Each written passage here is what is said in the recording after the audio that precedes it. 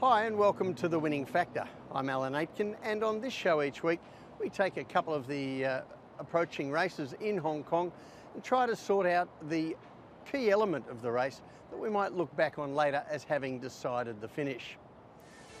The first race we're going to have a look at on Saturday is race 2, and the winning factor here, the map. Now this is a quite interesting Class 5 sprint, if there's such a thing, on the dirt. And a number of runners stand out to me. Royal Prerogative, having his first run for Tony Millard, which we've noted before is a strong factor. We also see rides for our top 3 jockeys, both on the dirt and in the bottom grade. Joe Moreira striking Mr. C, Zach Purton on Victory Follow Me, and Sha Tin on Jimson the Famous. Now we're going to have a look at a couple of graphics going back to the start of the 2013-14 season. And the statistics on the top jockeys in Class 5. Now I've only included the current jockeys. Douglas White would have been amongst these, but of course he's now retired. And we see that over the years the top riders have really excelled in Class 5. These horses need a bit of help and they get it from the very best jockeys. So you can see here our top 3 over that period. Joe Moreira out in front of Zach Purton with Sha Tin in 3rd place. And since this is a dirt race, I thought we'd have a look at a table of the kings of the dirt as well over the same period, and lo and behold, they're the same jockeys. This is something we talk about a lot with trainers excelling on the dirt, but not as often about the jockeys. And there they are. The gap is a little bit narrower between Joe Moreira and Zach Purton and Sha Tin this time, but they are still the same men who have excelled on this surface. So that's a double tick for striking Mr. C. He's got Joe Moreira on the dirt and Joe Moreira in Class 5. Both positives for this horse's first run in the bottom grade. Now let's face it, he has been a little disappointing to his legion of fans in Class 4, but we're going to take a look back now at what he can do at his best, and this is the end of last season. And this is a second placing behind Happy Meteor, a dirt specialist, when striking Mr. C was caught wide throughout the race, but he boxed on very well in the straight to hold off all of the rival challengers coming from behind him, but couldn't quite get to Happy Meteor, and that form is certainly good enough for a race like this. And often it's the combination of a drop to the bottom grade plus the hands of a top jockey that will bring the best out of some of these horses that have shown promise and been disappointing, like striking Mr. C. And if we go to the map, it looks like he's got the right kind of setup to be able to do that.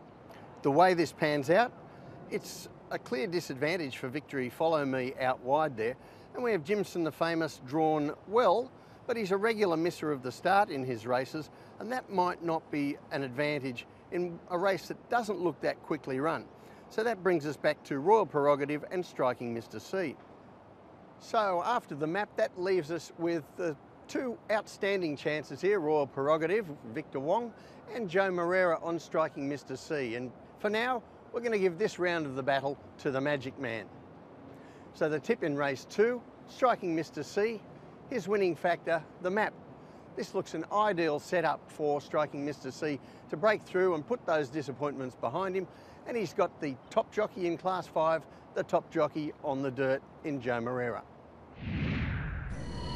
The second race we're going to take a look at for Saturday is the final race, race 10, and the winning factor here, the pace. Now I look down this field and I really only see 2 strong chances in it. One is Roundabout, who bounced back to something like his old form last time out, and the other is the very much in form Right Choice, although he has this time drawn the outside gate. So let's have a look at how these horses are performing, and we're going to take a look at the videos and the heat maps for their latest performances. And first of all, race 403. Now this was a fairly evenly run race, and Roundabout, in the hands of Grant van Niekerk, gets out to the middle of the track and charges home late, and it's really a return to form after some plain efforts from him, but this was right back there with his best.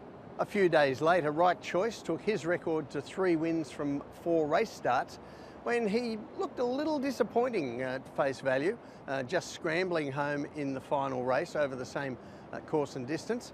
But if we have a look at the heat map here, it was an evenly run race for Roundabout.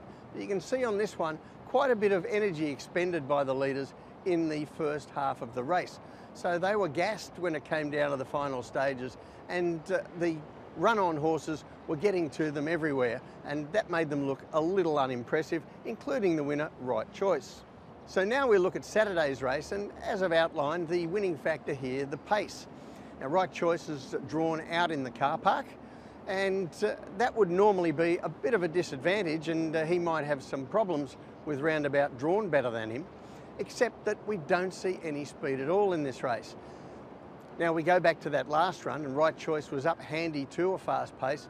He showed the kind of early speed that should enable him really to get across here, whereas Roundabout always does his best ridden quietly, and he can over-race if he's ridden too much closer.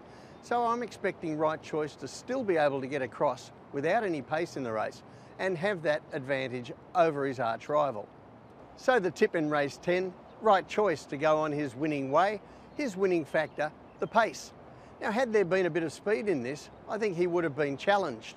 But without a lot of pace, he should be able to get across into the right position, and from there it'll be advantage Right Choice over Roundabout, who needs to get back. Well, that's it for the winning factor this week. Good luck on Saturday. Catch you next time.